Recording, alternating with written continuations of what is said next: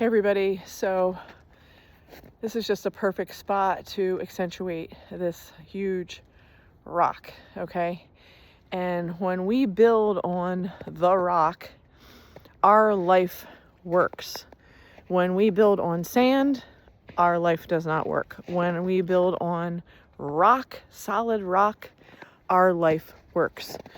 So I wanted to share something with you in terms of goal setting and also financial planning and financial goals, and something that I went through this year that will also illustrate that sometimes we have to go through the process in order to evaluate like where we are, where we want to go, where we've been, and what new things we need to explore in order to get, to that desired future spot in terms of our finances and structure. So let's talk about that rock. Jesus said, "I am the rock." He then labeled Peter, one of the disciples, as the rock. And there's all kinds of debate and commentary in regards to what that actually means and how we interpret that. But let's just start with saying Jesus said that he was the cornerstone, the foundation. And he called Peter, who was his leader of the apostles, the rock. And if you think back to sometimes how someone is described in the Bible, and sometimes how, for example, the movie, the Chosen series illustrated Peter. It illustrated Peter, a fisherman, as someone who made bad decisions. He did not have his finances in order. He was gambling. He was taking huge risks, not just for himself, but affected his family. And I'm sure that many of us can relate to that because, many people live on credit. Many people live on risk. And that's not a good foundation. Living on high risk is like living on sand, okay? But living on a solid foundation, that's building your life on the rock, okay? So let's just have that as like a baseline visual and a baseline understanding as we go into this conversation. So I'm going to talk about me and what I've done, what I've learned, and so hopefully some of you who are younger will not make the same mistakes that I did in my youth. So, long story short, growing up, I was fascinated with fashion. I loved shopping and buying pretty purses and pretty pairs of shoes. And that was something that I really enjoyed. I actually went to the Fashion Institute of Technology for a season. I learned how to sew. I learned how to draw fashion. And that education continued to assist me in coming up with these great outfits and feeling like I was a put together person when I walked out the door. Can't say that I was really that much into the makeup portion. That really wasn't me. But I definitely enjoyed spending windfalls on my attire, on clothing, on shoes, on purses and bags. And I never thought when I was doing all that it was a bad thing. I looked at it as an investment. If I am going to be this size, which I was for many years, and I was thin and attractive, and I thought, well, I'm going to have this amazing wardrobe and I'm going to invest in my wardrobe. So I had designer labels and designer bags and designer shoes.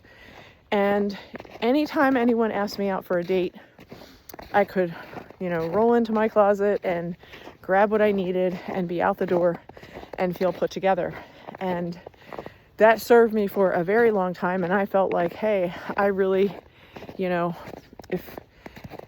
if any invitation becomes available, I know how to throw something together. And if I don't have that something with me, I know how to go into the store and shop and buy and get what I need in order to be appropriate and be appropriately dressed for that particular occasion or event. And that's fantastic, and that served a season, like I said. But was I saving a lot of money at that time? No. Was I saving or thinking that I wanted to think about owning a house? No. I was more interested in spending my money at that time than saving my money at that time. And my goal was to find a man and get married. That was my goal. That was a goal that my parents had set kind of in my path, and something that I adopted. And I was on a search to find the right guy. And based on upbringing, based on circumstances, social standing, going to college, the people that I was influenced by in college, etc., that was the thing. You're going to dress a certain way. And I can say that when you have appropriate outfits, that you can go to the center club, or you can go to the, the country club, or you have the perfect dress to show up at, a Christmas party. It does help in the sense that you're prepared, that you are, because your clothing kind of goes before you, you have that ability to stand tall and also feel comfortable, like you belong, because your clothes reflect that you belong. And like I said, my clothing opened a lot of doors for me, a lot of opportunities for me. It opened up opportunities in the place of the companies that I worked for. And I work for large companies in the sense of, I work for Johns Hopkins University. I work for Bankers Trust, Alex Brown. I work for, etc. The point is, I work for big companies, and because I dressed appropriately, I got in the door. And I continue to stay in because I was dressed appropriately. Now, like I said, at some point, life is going to take a turn. And in this case, it did take a turn. And like I said, I was not saving. I was spending. And when I look back and I think I was living, above my means, I had this really nice apartment. I had a car payment that was $318 a month. I think the apartment was $775 a month. I had, a clothing budget where I was always spending money on clothing and shoes.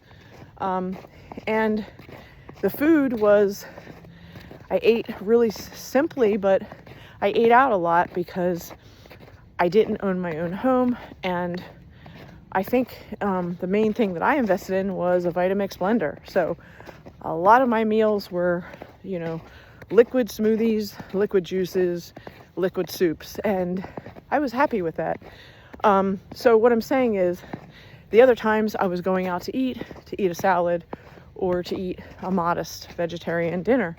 So the bottom line is that although I had this great, quote, lifestyle, although, my body was in great shape and I had the physical attire to adorn my body, the point is I was not saving for a home. I was not saving for the future. And I didn't see that then. And I'm noticing my face looks a little redder because I'm getting hot right now. But I did not save for the rainy days, and I was not saving for a home. And again, when you're in your 20s, if your parents aren't encouraging you to do something smart like that at that age, then you're probably not doing it. In my case, I didn't. Now, when most people graduate, a lot of people will go and travel. And in my case, that is what a lot of my friends did. When they graduated, they traveled Europe. They went on adventures, and the money that they got from their graduation, they splurged, and they had adventures and experiences that they can now remember for the rest of their life. But again, I did something different. I decided to invest and start a business. So what that meant was I bought the computers and the equipment, and at the time it was a graphic design business. So it was computers and printers and, things for a graphic design business. And although at the time you could say, oh, it was low startup compared to other businesses, perhaps true, but the point still exists is that there's an investment, and it was probably, I'm going to say, $20,000 investment that I put up for that business. And instead of traveling, I started a business. So when you start a business, that means that you need to have discipline, and that means that you need to respond to the requests of your clients. So I couldn't be off gallivanting in Europe and also taking a call. Now, iPhones and all of those things did not exist at that time. Therefore, that type of flexibility was not an option at that time because those tech inventions had not been discovered yet. So the point is, I made a choice. So I put my time, my energy, and my money, and my blood, sweat, equity into building a business. And as I built the business, of course, you're going to set goals, and you're probably going to miss the mark. And maybe you don't make that sales quota that you had hoped for. Maybe it's a lot less. There were things that went wrong, like you get a client and then they don't pay, and you did all the work, but you never got paid because they were just a bad client. They had no integrity. But nonetheless, that affected your bottom line. It affected your sales numbers, and you still did the work. So that's a loss. So as I started to learn these things about business, I got a little wiser. But like I said, in the journey, you're learning lessons. And again, when you're running a business, I was not saving money. I was spending money, because the money that I acquired through the business, whatever profit I made, I was reinvesting it back into the business. I wasn't reinvesting it into a home. I wasn't reinvesting it into my wardrobe. I already had a great wardrobe. I was reinvesting it into the business. So these are decisions that I made that affected my financial security / insecurity, right? So during that time, I made agreements with other people, and I didn't know about what I know now back then about legal agreements. And I made an agreement with someone who was my boyfriend / fiance. So you think that you know somebody, and you think you want to build a future with someone, and you're building a business with someone, and all of that pressure and strain also goes into the relationship, because you're working together, you're seeing each other socially, you're sharing sometimes the same space, and interacting in the same circles, going to college together, etc. So the point is, even though I made a commitment and I was very clear about what I was willing to commit to and what I was willing to agree to, again, my experience was that the guy in the situation did not keep his word. He made it so it was only beneficial to him and his family. He changed the legal agreements, and I lost in that run. And let me tell you, it is very challenging to build a business for 7 years and walk away with nothing. And sometimes those are the seasons, or the Job seasons, that you might have as you go through life, as you learn about people's character, as you learn about, what's a good business decision and what's a bad business decision. So I lost in that particular area as well. So at that point, I was humbled, and I decided to try to figure out if I could do something with my family. And my family, at the time, my mom wanted to start a restaurant. Now, I knew nothing at the time about owning a restaurant, running a restaurant. I knew what I knew from graphic design. I knew how to make the menus and the logo and the business cards. I knew how to talk to people and close a sale. But outside of that, like, I did not know the ins and outs of running a restaurant.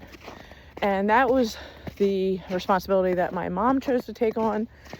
And my dad made agreements to my mom that he would do certain things and pay for certain bills, etc., while she started this business venture as a restaurant. But the reality is we had conflict and we had struggle in that situation. And so in the very beginning stages of starting a restaurant, and that means the upfront costs of building out that restaurant with all the commercial equipment and hiring the staff and, learning, the ropes and figuring out your menu and all that stuff. It takes time to develop. And right around the time when we were getting comfortable with some of the routines and the flow, and I was taking on the catering, managing of that part of the business and some of the delivery. And the point is, my dad lost his job.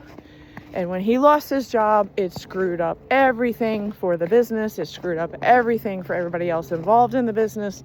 My mom was very disappointed because she needed my dad to have that stable income while we grew the business. But when he lost that job, it affected everything. So again, not really by a fault of her own, not really by a fault of my own, but overall, that bad decision, the things that my dad did at his job, which cost him his job, he was fighting for wanting to smoke. That's what it was all about. So he fought for his smoking rights and he lost his job. So as a result, I learned a lesson of you can have a family, you can rely on your family, but your family can still disappoint you. They can still make stupid decisions that will eventually, catch up with you. And at that point, I decided to, again, evaluate the situation and determine to cut my losses and to create a new action plan. And that new action plan involved going back into the workforce, giving up being an entrepreneur, and deciding that I was going to work for somebody else again.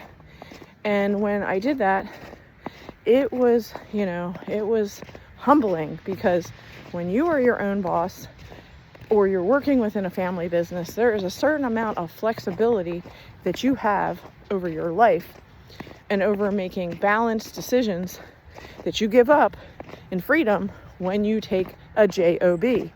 Just over broke is another word for JOB. And so during that time of having a job and working for Alex Brown as a graphic designer, I had to be at the office at 8 a.m., which meant that I was waking up at 5:36 a.m., which meant that I had to drive the drive to go park in a parking garage and pay for parking in a parking garage, and then walk in heels in an uncomfortable outfit for several miles, several blocks until I got to the office, and then be in an office from 8 a.m. until 6 p.m. and many times worked a 14-hour day, because that's what happens when you are the single person in the office. The responsibilities are delegated to the single people. The people that have families, they go home at 5 o'clock. The people that do not have families and are single have an unrealistic expectation to meet the demands of the entire office, and that is usually what is expected for single people. So I got there early and I stayed late. My average day was a 14-hour day. I worked 4 days a week, 14-hour days, and you get to a point where you absolutely hate your job. Now, I loved creativity. I loved coming up with designs. I loved solving design problems. But when you're under the gun and you're constantly on deadline, there is no real room for creativity. It really is about production and just getting something done. And many times I had to just get something done to complete it. And it maybe wasn't as creative as I wanted it to be, but I ran out of time because the deadlines were so short and quick.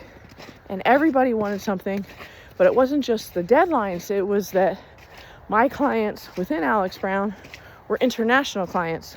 So I not only had to get the project done, but I had to FedEx it and ship it out so that it was there the next morning for those people that needed that particular data. So the point is, when you are under the gun of that type of stress and high cortisol and having to perform and having to look a certain way in an old boys network company, and there are high expectations on looking good and having your nails manicured and wearing stockings every day, you get to a point where it's like, I kind of felt like the girl in the movie, I Heart Huckabees, where she's like this model and she just didn't want to dress up anymore. She wanted to look like a country bumpkin wearing overalls and not wearing any makeup. And I completely can relate to that, because after many years of playing that role and having to meet those unrealistic sexist demands of, corporate culture, I was done. And when I eventually left that job through several mergers that the company had, and the reasons that I was hired for that company were the same reasons that they, quote, fired me. They said that I had too much entrepreneurial spirit and that my creativity was counterintuitive for teamwork. So again, they used my own words against me, and in the end, I was relieved to not have to clock in and to not have to work for the man. And I made a vow to myself at that point that I was done with that type of ultimate control over my life. Now, I will tell you, this whole time that I worked for Alex Brown, I did not have a life, okay? My life was work. I never saw the sun, even, because it's like it got dark and, and then I'm getting home at 8 o'clock, I'm eating at 9 o'clock, and then I'm having to go to bed by 10 o'clock and I'm waking up and doing it all over again. I really did not have a balanced life in any way. And trying to date somebody when you're constantly working was also difficult to really build a relationship. And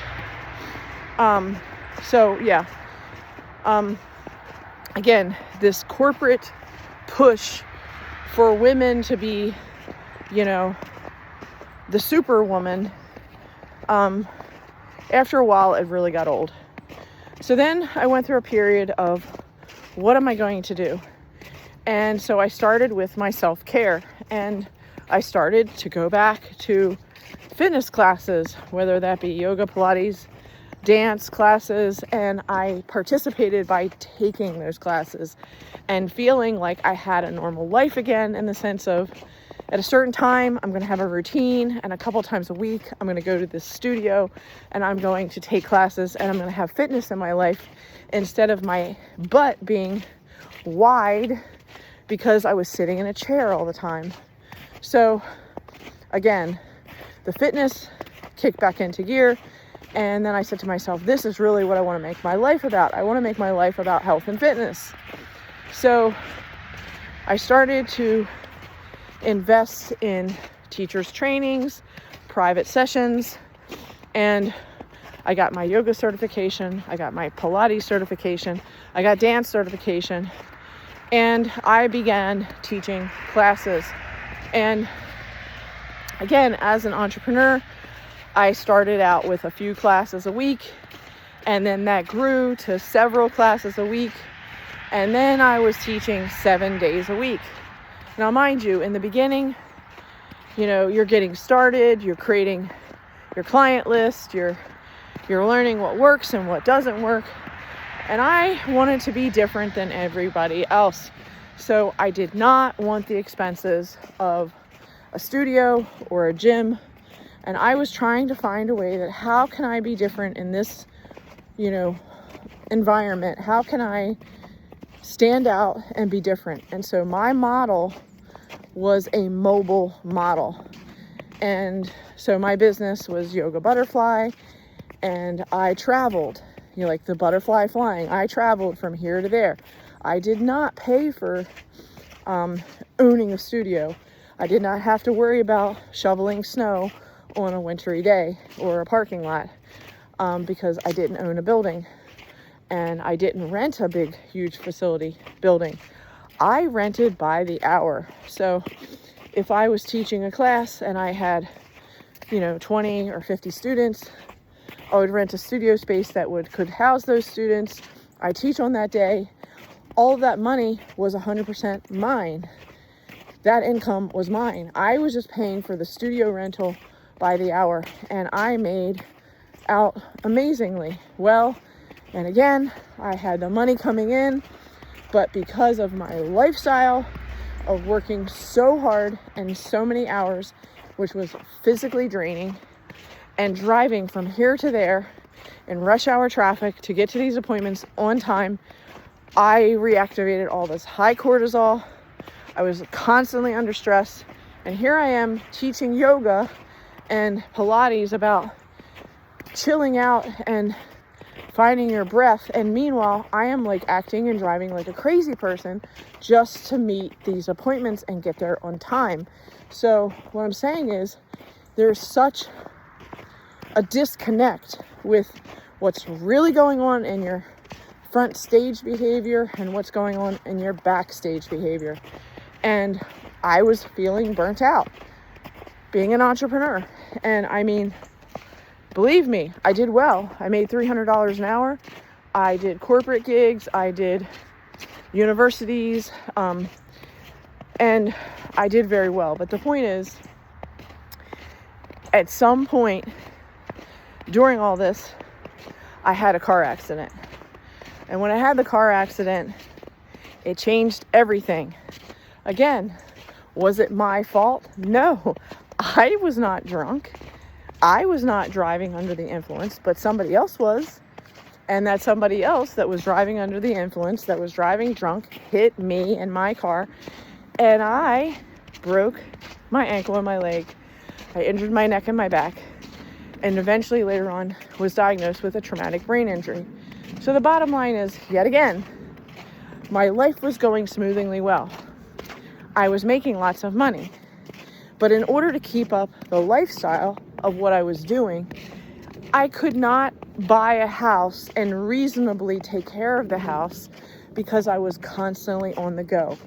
Living and renting an apartment was a way smarter idea.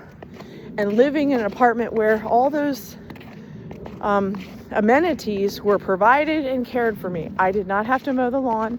I did not have to take out the trash. I didn't have to do those things. All I had to do was carry down my little trash bag in front of my door, and somebody took it out to the trash bins. It was a very easy lifestyle for me, given my very tight deadlines of working 24/7, 7 days a week. So essentially, when I got to that point of feeling the burnout, and I had the car accident and everything changed, I could no longer stand. I was on crutches and wore a boot, and then learned how to walk again. And finally on crutches, I started teaching again, and I used other people as to demonstrate the poses, because I physically couldn't demonstrate the poses. But that just shows you my determination, that as soon as possible, when I was able to use my mind and get back to work, I was back at work. But the reality was that lasted for a couple years, meaning me thinking that I had control over my body and over my money, and that I was doing the right thing. But the reality was, my body eventually failed. My brain failed and my body failed. And I had what they call a brain-body disconnect. So here I am trying to teach my classes, and I'm going inhale, raise arms up, and my arm is not raising up at the appropriate time when it should have. And at that point I realized I cannot sustain this lifestyle. I can't sustain this career, and I don't know what I'm going to do. And so I did what any smart entrepreneur would do. I found substitutes. I found subs, and I trained them, and I asked them to take over my classes. I paid them well, but they were not me. They did not have my passion. They did not have my training, and people wanted me. They did not want my substitutes. And eventually, some of those contracts that were for a year, they got canceled, and I had to return people their money, or return companies their money, or pay for subs to carry it out. But the people who were the clients were not happy with the subs, and all of that reflected on my reputation. It reflected on my finances. And I then finally surrendered all of this, and I said, God, what am I doing wrong? And when I finally came to a point of surrender, and I got on my knees, and I asked God, where was I out of alignment? And he began to show me through me picking up my Bible and starting to read the Bible. And he started to show me that I was in, adulterous relationships with people because I was not with one person. I did not get married. And so I did not know that that was a sin. I did not understand, because people in my life, the pastors and the teachers, they never said that what I was doing was wrong. They never called me out on my sin. They just said, oh, that's great. Oh, your boyfriend's really great. They didn't say, living together is a sin. But eventually, when I started to read the Bible and I started to understand things, I started to understand that I was the person out of alignment. And my finances were a reflection of me being out of alignment. And I started to understand that I needed to set this straight. But by this point, things were really going downhill. And when I mean really going downhill, I mean to the point where my brain was not functioning at a basic level. And I'm going to all these doctors, and they're giving me all these different diagnoses, and they're telling me that I'm bipolar. They're telling me that I have ADHD. They're telling me that I'm a hypochondriac. They're telling me that I need to just relax. It's probably premenopausal. The point is, I got so many different diagnoses and so many different, competing contingencies, in direct opposition of one another. And I went all over the place with all of these doctors, just like the woman in the Bible who had the blood issue. I was all over the place trying to find an answer and a solution. And everybody was giving me a different answer and a different solution, and none of them were lining up. And meanwhile, all of these doctors were overweight themselves. They were not healthy. They're trying to tell me what I should be eating. And meanwhile, that wasn't working. So what I'm getting at is there were so many conflicting information. And I threw my arms up and I was like, God, please help me. And shortly thereafter, after all the drugs that I had been put on, the different protocols that I had tried, the different doctors that were telling me, well, this is low and your thyroid needs to be readjusted, or, maybe if you stop, you're having these problems because you're a vegetarian. And I'm like, how is that possible? How can someone who's been a vegetarian their whole life and have no blood issues and no issues at all, and then all of a sudden get all these issues? I'm like, it seems more realistic to say that there are issues as a result of side effects of the drugs that you put me on, of the, quote, prescription medications that you put me on. And bottom line, there was a season that I was super depressed. I mean, so depressed that I was pretty much sitting in a chair. My family didn't know what to do with me. I didn't know what to do with me. Forget about having a boyfriend, because all the drugs had made me gain so much weight to the point that my normal 108 to 115 body was now at 308. And I'm just like, I don't know what to do. I don't know how to fix this. I hired trainers, physical fitness trainers to push me really hard in the gym. I'd lose 50 pounds at a time, and I'd be on this crazy diet that I could not sustain. And then I'd do it again. and be pushed at like extreme levels, kind of like The Biggest Loser. And I'd push really hard and I'd lose another 50 pounds. And, and this is how it was like. And eventually I finally get back to that 130 mark, 15 pounds away from my goal. And 15, 20 pounds, like in that range. And that is when I would meet somebody. I'd meet a guy and they'd sweep me off my feet and tell me how amazing I was. And I believed them. And they promised me all kinds of peace and serenity by having a life with them. They told me that they had a house that was paid for and cars that were paid for, and that they would take care of me. And I didn't need to struggle anymore, that I could just relax my shoulders and breathe. And by this time, I was on disability from the fact that I had a traumatic brain injury, the fact that all these things that I was trying to do to repair my brain injury were not working. And I was at a point where I did not know what to do. I kind of was at an accepting point, like, this is my life. This is what I'm going to have to struggle with for the rest of my life because of that stupid drunk driver that hit me. And this is my new life. And I started to, I guess, relax into this idea that I was never going to be able to get back to my fitness goals. I was never going to be able to do the, extreme sports that I used to love to do. And that I was just going to have to be okay with that. And I just wasn't okay with it. I just wasn't. So I'd go through a season of trying to pretend that I was okay with it, but I wouldn't be okay with it. And then I'd start up with the heavy physical fitness in the gym. I'd start hiring a trainer again. I'd start pushing myself again. But by this point, I had hit menopause. And in menopause, everything changed. My hormones were all over the place. My sleep was erratic. I was sweating all the time. Things that didn't make any sense were affecting me. And this is at 130 pounds. And I'm like, okay, I'm 15, 20 pounds away from my goal. Why can I not lose this last portion of weight?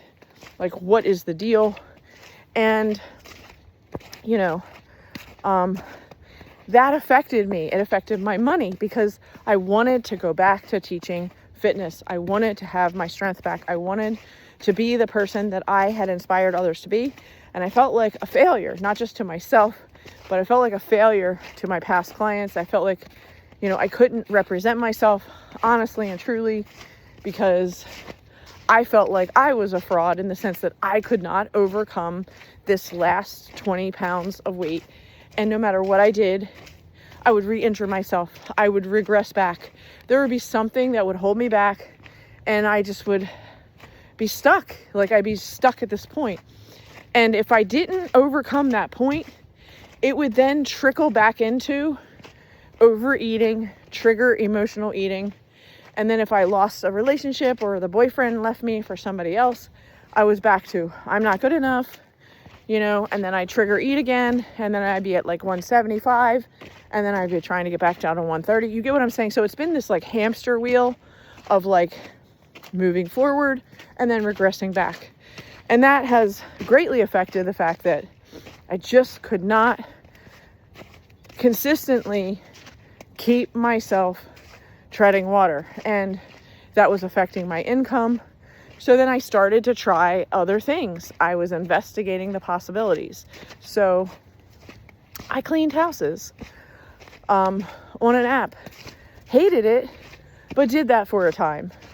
I started doing health coaching to share what I learned with other people that were way overweight, and I could be at my, trying to lose that last 30 pounds, I could be helping them to lose 100 pounds. And I health coached people through that season. And although they were grateful and they got on their journey, I still felt dissatisfied with myself because I had not reached my goal. And I kept trying and I kept going, what is the missing piece? And believe me, I was praying, I was reading my Bible at this point. I'm giving it to God, but yet I'm still struggling with seeing the results. And so finally, I get to that point where I'm now at 130 pounds. I went from 175 to 130, and I'm 15, 20 pounds away from my goal. And I'm like, okay, this is great. And then I meet another guy. And this time it was the love of my life when I was a teenager. And he swooped in, and he had all these wonderful things to say. And he made me believe that anything was possible. He made me believe that I could, again, drop my shoulders, that I could rest, that he was going to take care of me. But the reality was, his words did not match up with his actions. But he kept promising me that he didn't have a house because he's a musician and he travels all the time. But he has all these apartments in all these other places in these major cities. And not to worry, we can go to any of those places. We can go to LA, we can go to New York, we can stay in Baltimore, whatever I want, just where do I want to be? And he'll make the phone call. And I started to believe that that was possible. But then he would be like, well, let me just finish this little gig right here, and then we'll go. There's always some, hook. There's always some extenuating, I've got to be more patient. Well, then COVID hit in 20. And next thing I know, he's asking me if he can move in with me. And I'm going, I know I don't want to do this. This is not what I really want to do. But with the, I'm going to call it scarcity feelings of that season, and the not knowing what was going to happen or not happen, I figured, well, maybe this is the right thing to do. And he asked my parents to marry me and for their permission. And so I'm like, well, at least he's trying to do it the right way. And I'm thinking, okay, nothing's perfect, but this is a walk in the right direction. Well, the bottom line is, it all went downhill from there. You cannot build on a sandy foundation. You can't. It's either with the rock or not with the rock. And this guy, although he appeared to be someone who was rock-like, and he appeared to be someone who loved Jesus, and he appeared to be someone who was a real musician that loved God and wanted to do ministry work, all of those things were false. He was a narcissist. He was a guy that was all about lies, manipulation, to lie, kill, steal, and destroy. Okay? That's what he was about. And it took me a while to figure that out because, like I said, he was very cunning and he was very intelligent and he was a master liar and a master communicator. And he hid it very well for a long time. And then I caught him in his drug addiction. And when I caught him in his drug addiction, I drew a line in that sand and I said, this is not working for me. And I'll be your friend as you move through this drug addiction problem. I'll be a friend. I will be your sober friend. But you need to deal with this. You need to surrender to God. And I can't be that person for you. Meaning, I had limitations to what I could and couldn't do. And the reality is, he died, okay?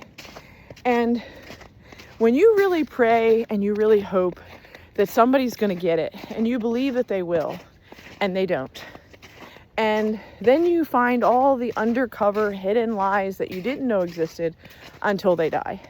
And you see the physical proof yourself. You see the text written messages that are just vile.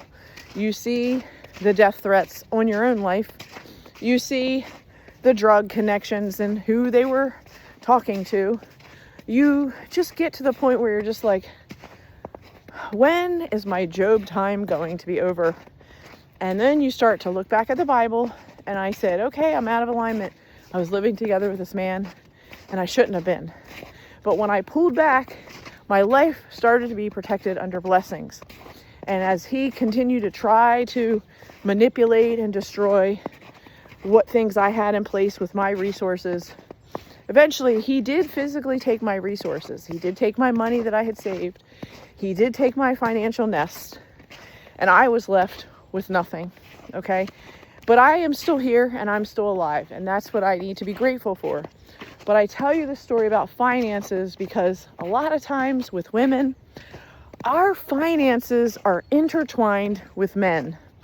Maybe we don't intend it to be that way from the beginning, but this is how men manipulate women. And in this case,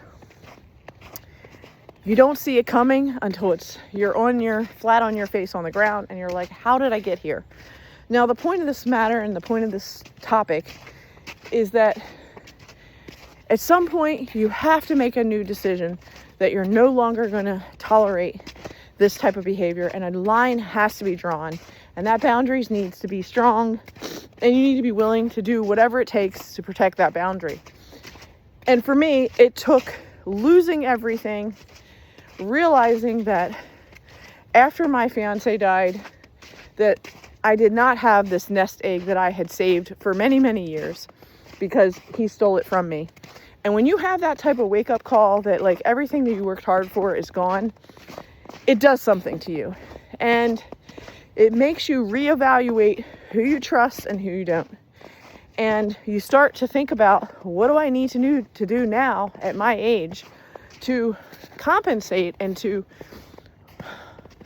level up from all of this turmoil and trauma and abandonment and loss that I've experienced. And in this season, from his death in 2021 until now, I have really looked at and evaluated, my emotions, my choices for choosing men, which were good and bad, the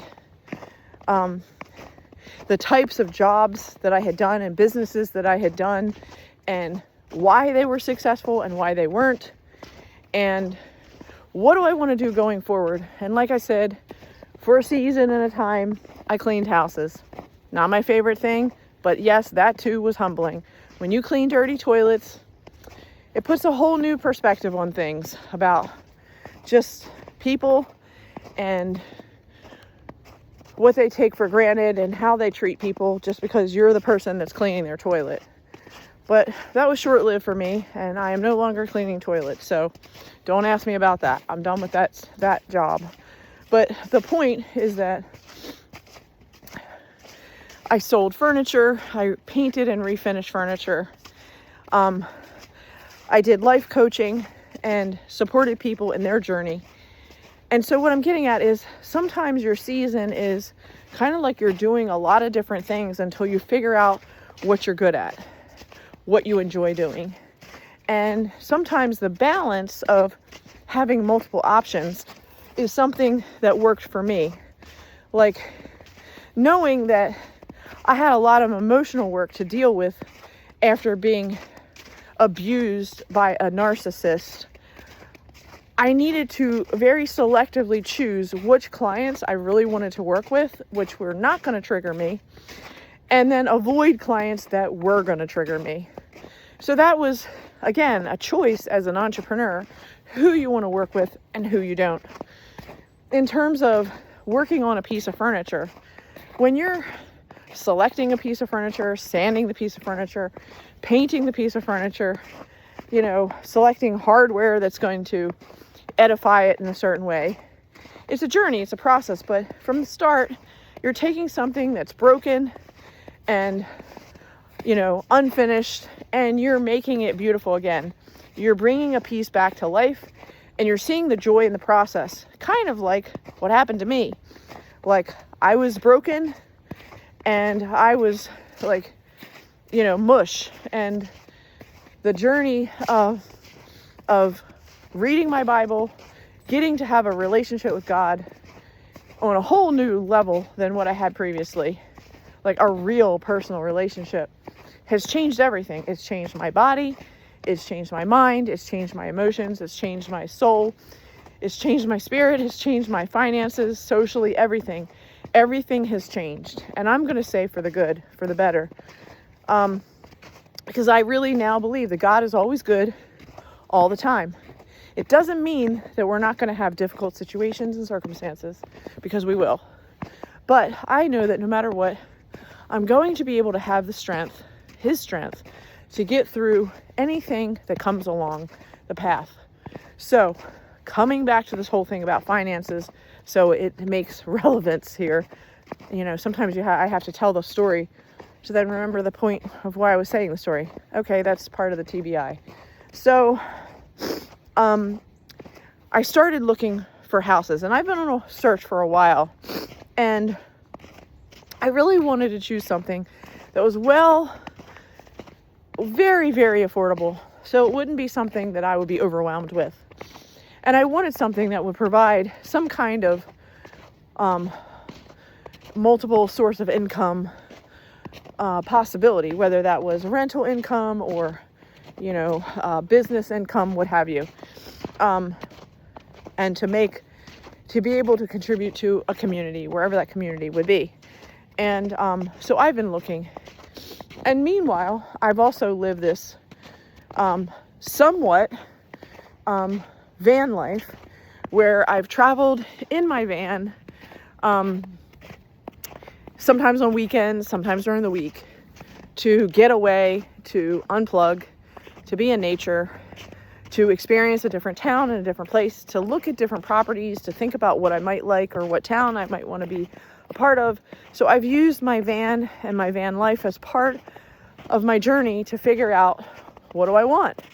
And, it's weird because in van life, things are so tiny and they're so predictable in the sense that, you can't have a humongous closet to be a fashionista in a van. At some point you have to be that's the maximum. I can no longer add another coat or another pair of shoes. I'm maxed out, right?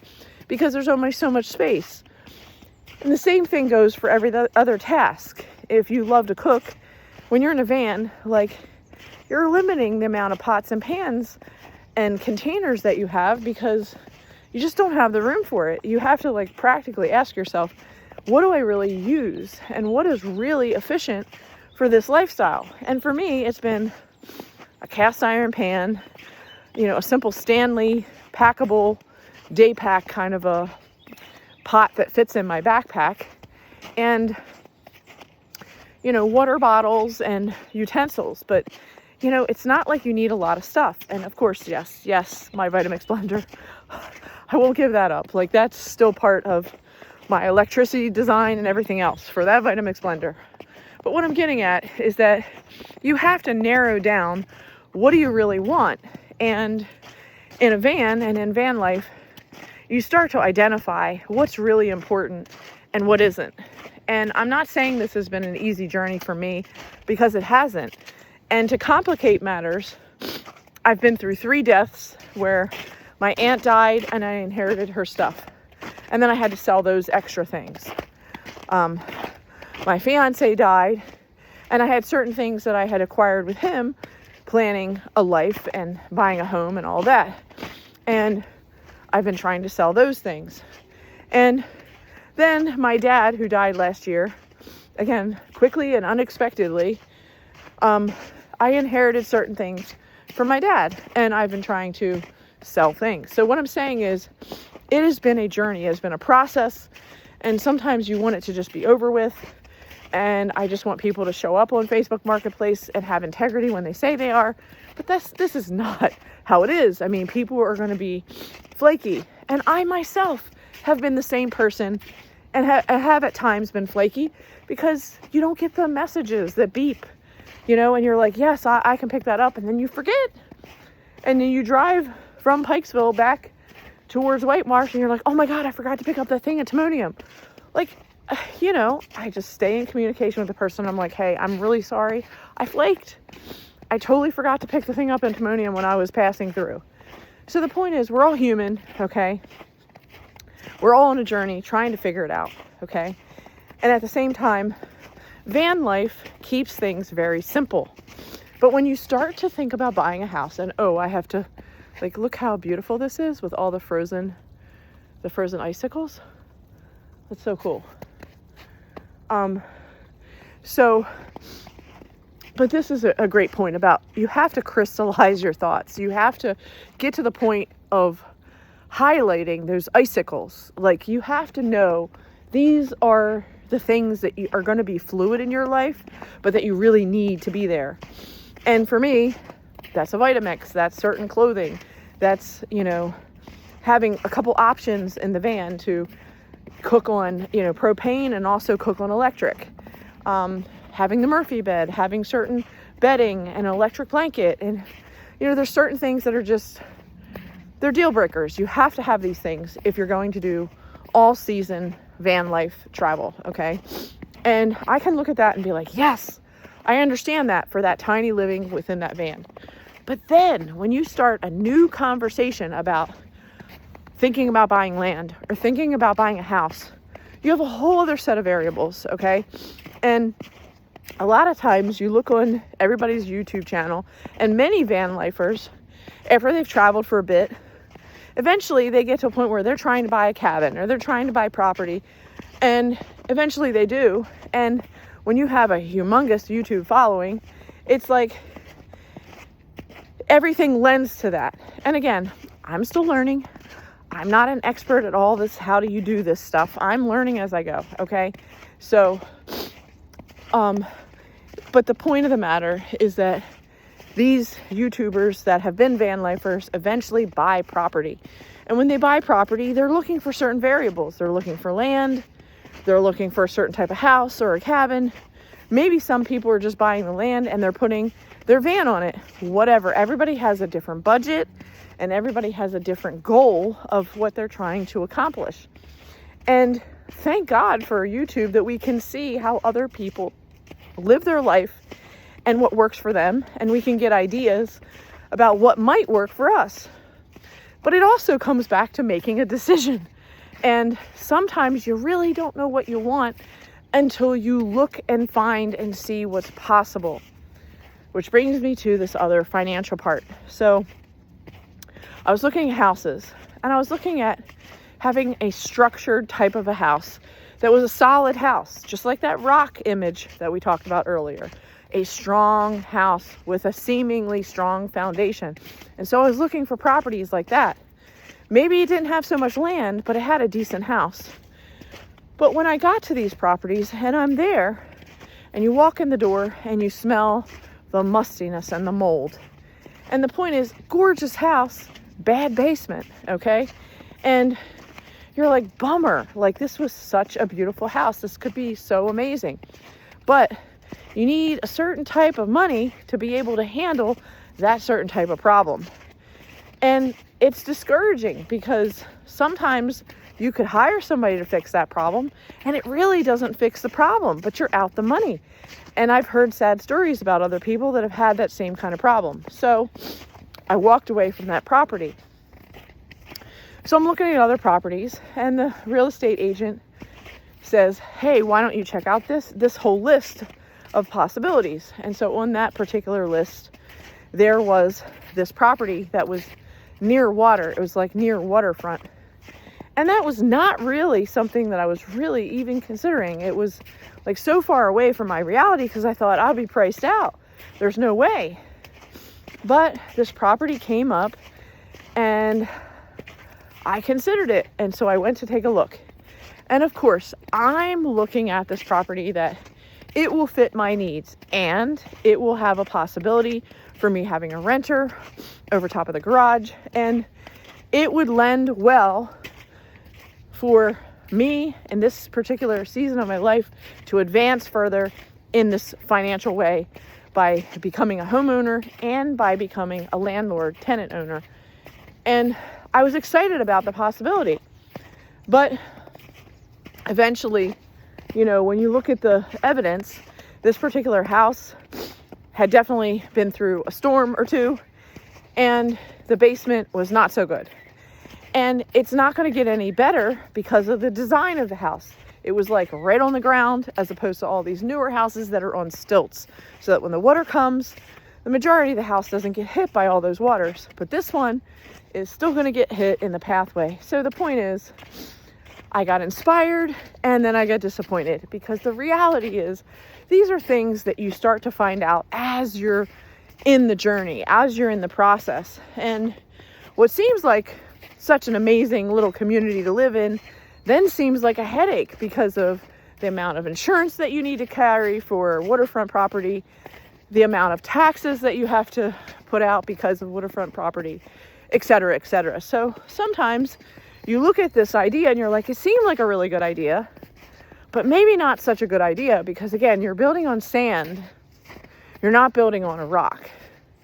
So there are other properties that I'm going to look at. Some are structurally sound house, and some are land with an average kind of house. So I don't know which way I'm going to go yet, but I am looking.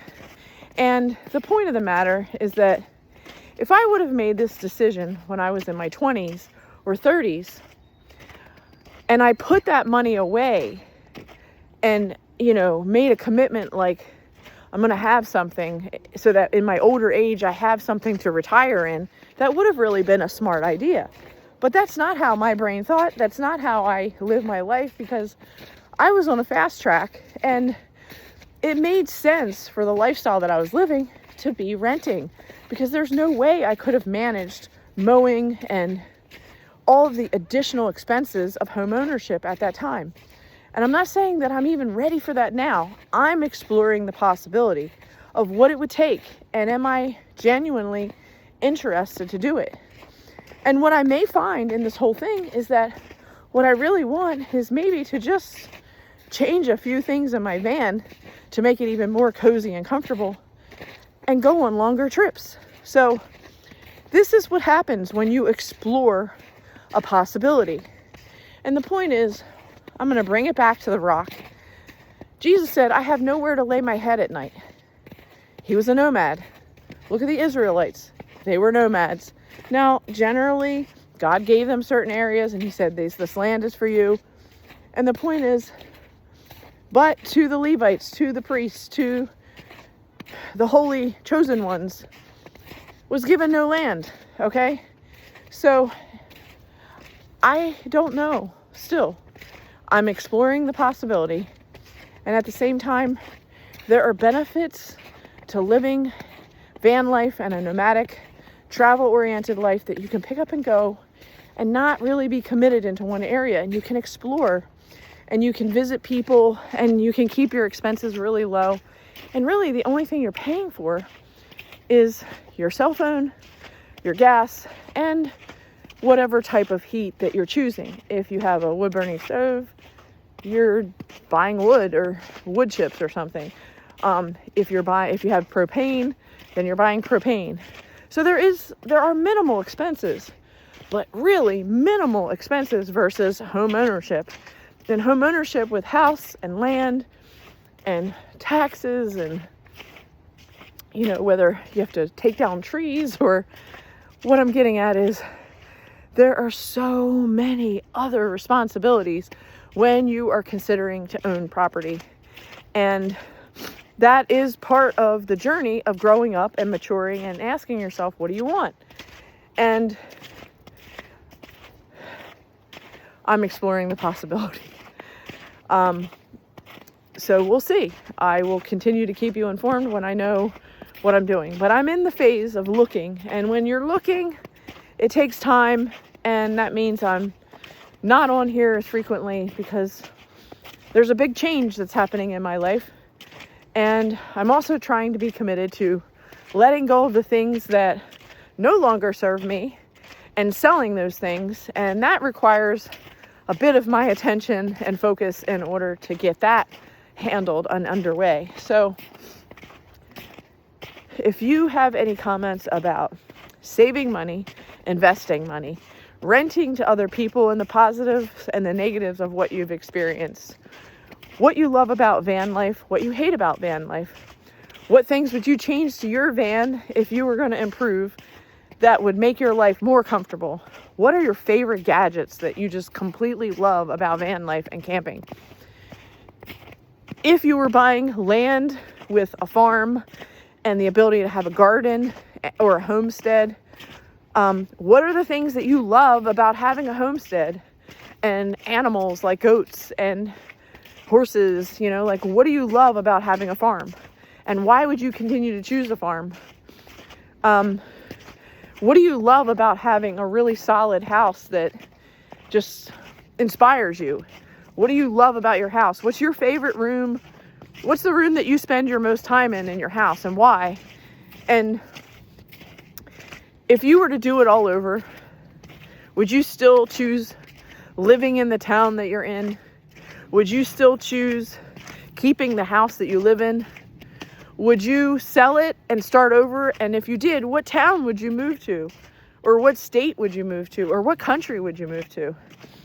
And if you've been through a journey of choosing and picking the wrong men, and you were single, maybe you have kids, maybe you don't have any kids, but you're single, you're a woman, you're a widower, you're a divorcee, with or without kids, and what would you want? What would you want to make your life better than what it is right now? What would you do? And what sacrifices are you willing to make it happen? And what things did you need to do so that you could afford the house or the land or the van build that you really enjoy so much now? Like, what sacrifices did you have to make?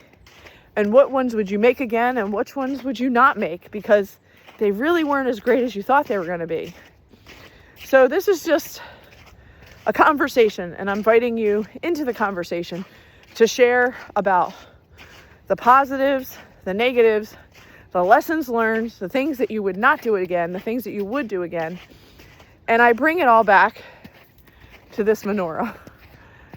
You know, Jesus, Yeshua, is the light of the world. And he lit each of us on fire to be a light for him. And maybe you're not walking in that light the way that you would hope to. Maybe you got your feelings all in a crumple because of a guy that took advantage of you, like me. Maybe you're dealing with grief and the loss of a parent, like I am, and you miss that person so much during this time of year. Even though they were a jerk at times, you still miss them. Or maybe you want your light to shine and you want to share and make a contribution to community, but you just don't know what it is. You just don't know what your talents or gifts are yet. You're still trying to figure out who you are and who you want to be when you grow up. And if that's you, I'm here for you. I get it. So thank you for being on this walk with me in the woods, sharing in the snow, sharing in the conversation. And if all you want to do is be silent, that's okay too. Because sometimes the silence is where it's at. We need to be quiet, to observe, let it sink in and marinate, and allow some time to just kind of settle and gel and crystallize. And then we have clarity about what we want to do, what we don't want to do, and where our focus is for going forward. So I hope this presented an opportunity for you to explore your own thought processes, maybe your own goals for what you're going to do moving forward. And if any of you would like to experience a consult with me as life coaching, health coaching, fitness coaching, just listening to your story and trying to kind of break free from maybe the stuckness that you feel or the blocks that seem to be around you right now, I'm here to listen and also play back to you maybe what you are not really paying attention to, but maybe what you need to hear. So thanks again, and I hope you have a beautiful Hanukkah, a wonderful winter season, and that you make sure that you take time for self-care. Have a good one.